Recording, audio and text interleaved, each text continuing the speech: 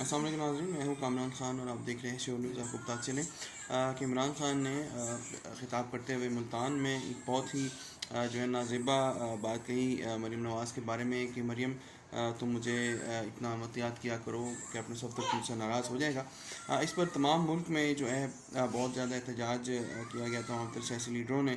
اس کو برا قرار دیا۔ فضل الرحمان نے تو یہاں تک کہا کہ اگر اس کی اپنی حلال کی بچی ہوتی تو کسی کی حلال کی بچی کے بارے میں ایسے نہ کہتا۔ یہ بہت سی ایسی باتیں ہیں جس میں 2013 کے الیکشنز پہ آپ غور کریں تو اس کیمپین سے لے کر